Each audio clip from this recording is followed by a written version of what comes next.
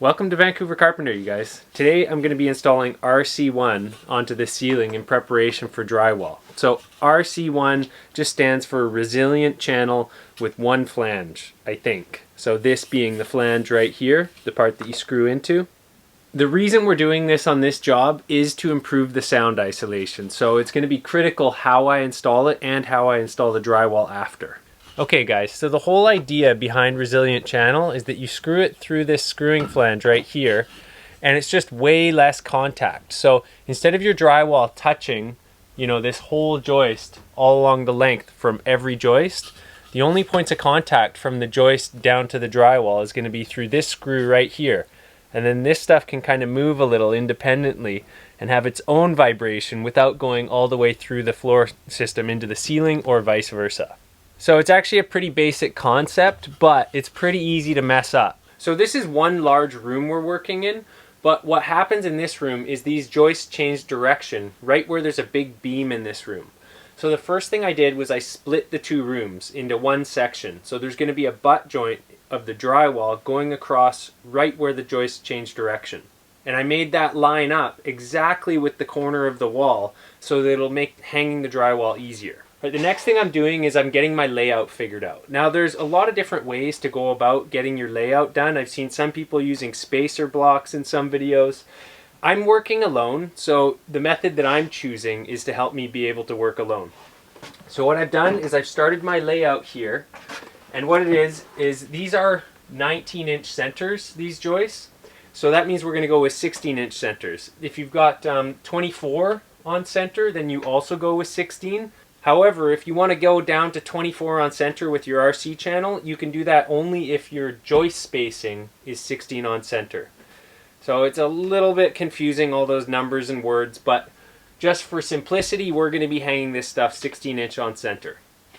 So the first thing I did was I measured to 14 3/4. Now there's a reason for this.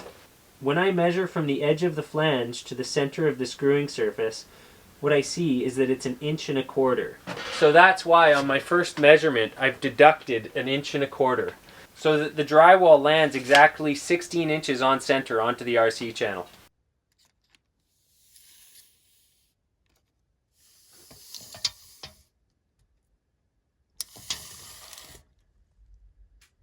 So the next thing I'm doing here is I'm putting a screw every 16 inches on my layout mark.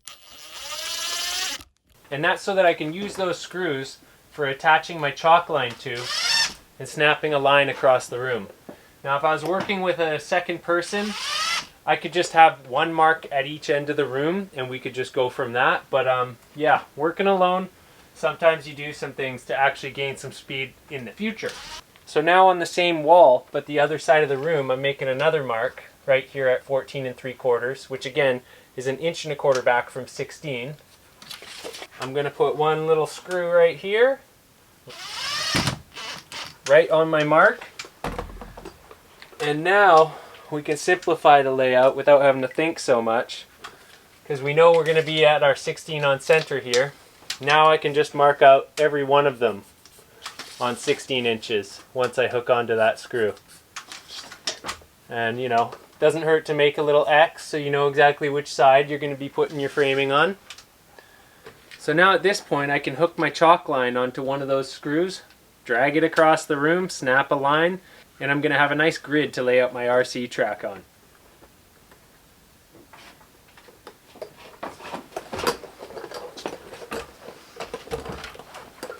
Honestly, it's a fair bit of work, but the install is going to go really quick.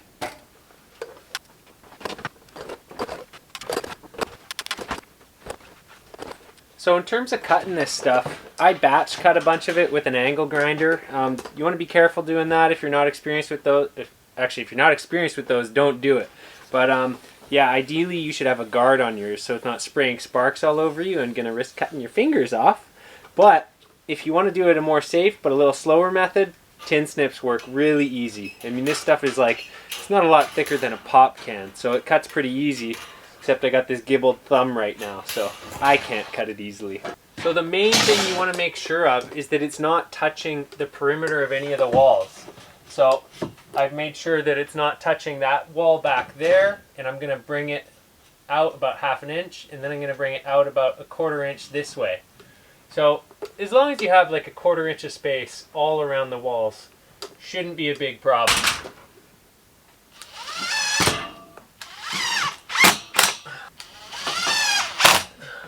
Alright, for fastening, I'm just using an 1.25" wood thread drywall screw. If you're installing it on steel, obviously you need to use steel framing screws that are going to be fine thread. If it's going into heavy gauge, it's going to have a self-drilling pilot bit. And if it's light gauge, like the same as the resilient channel, it's going to be we used to call them pointies or sharpies. Alright, so let's take a quick look at this. You can see there's 1/4 inch around this wall. On the other side, I almost didn't get enough, but at least it's got 1/8 and it's not touching, so we're going to leave it. And in terms of overhang, how much can it overhang off of a framing member? It's recommended no more than 6 inches. And on this one, I think we have maybe about 4 or 5 inches, so it's not a big deal. We're going to leave that.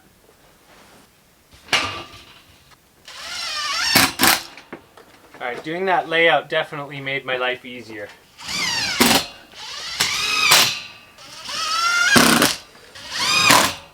One thing that'll really make your life easier is using a magnet head drill bit.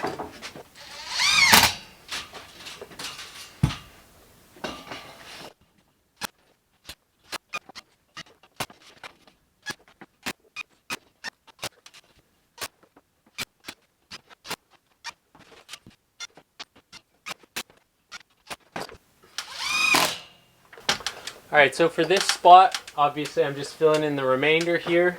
We're doing a little overlap. You just want to make sure, so you can either split them on the stud, make sure there's a 16-inch gap or 1/16 of an inch gap, or you can overlap them. That seems to work pretty well. It doesn't build it out much, and honestly, because this stuff has so much movement, it tends to make uneven surfaces actually a lot flatter.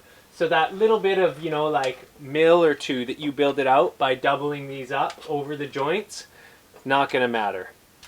Just make sure that you screw through both of them.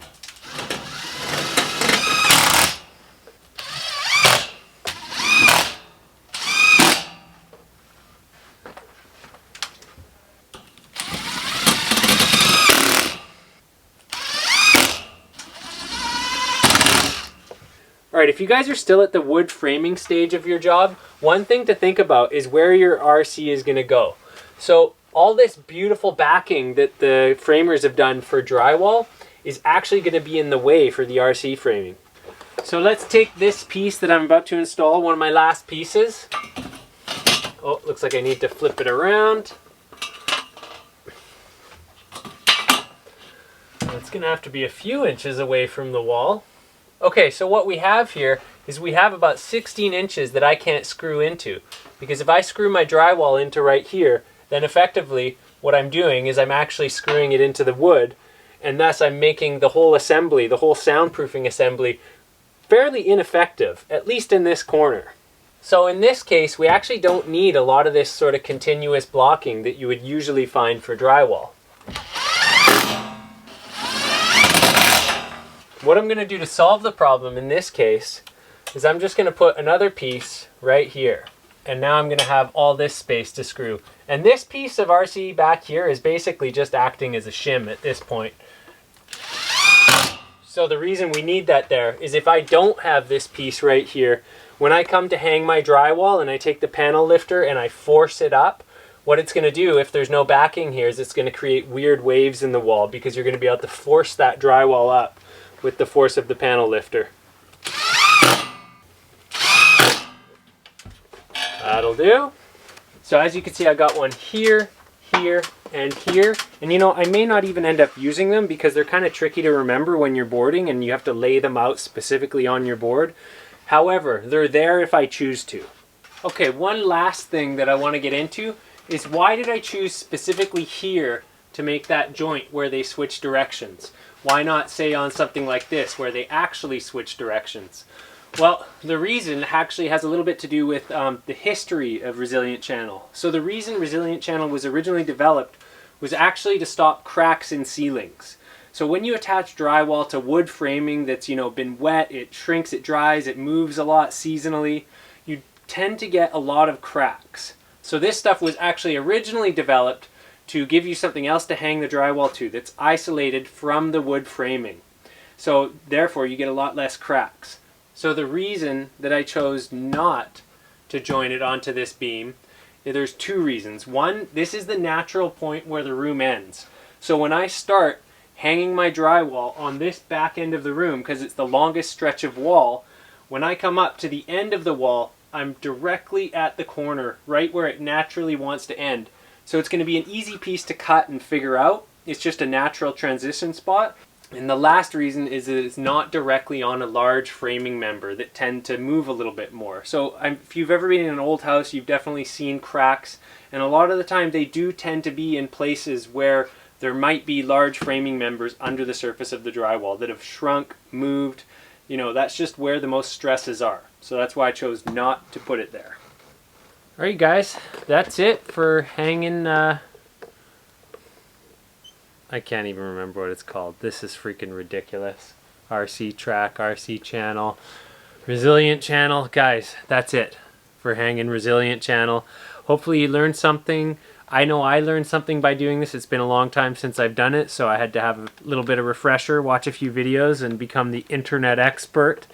But tomorrow, I get to start hanging this board. So I'm looking forward to that. It's been a while since I've done a drywall job, and I've never done, you know, a real series on hanging drywall for you guys yet. So tomorrow, we get to fire up the Hilti